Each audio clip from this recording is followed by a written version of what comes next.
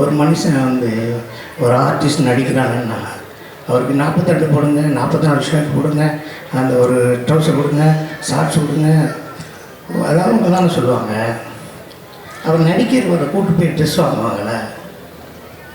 நம்ம நடிக்கணும் அந்த படத்தில், வாங்க ஏறுங்க அப்படின்னு சொல்லி கோயம்புத்தூர் இருக்க அத்தனை மாலுக்கும் கூப்பிட்டு போய் எனக்கு தொப்பு வாங்கி கொடுக்குறாரு, ஷார்ட்ஸ் வாங்கி கொடுக்குறாரு, ஷர்ட் வாங்கி கொடுக்குறாரு, சென்ட் வாங்கி கொடுக்குறாரு. இந்த பெர்ஃப்யூம்லாம் எப்படிங்க தெரியும்? ஃப்ரேமில் இதை போடுங்க, இதை போடுங்க, இதை போடுங்கன்னு சொல்லி எல்லாம் போயிட்டு ஒரு 4 லட்ச ரூபாய்க்கு காஸ்டியூம் வாங்கி கொடுக்குறாரு. காஸ்டியூம் வாங்கி கொடுத்ததுக்கப்புறம் ஷூட்டிங் முடிஞ்சிச்சு.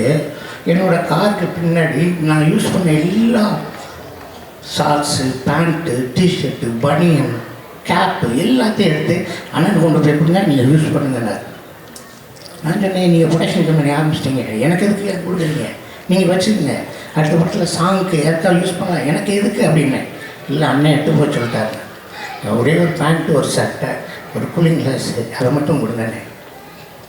அதை நான் 8 போனதே 1.5 லட்ச ரூபாய்க்கு நான் எடுத்துக்கிட்டேன்.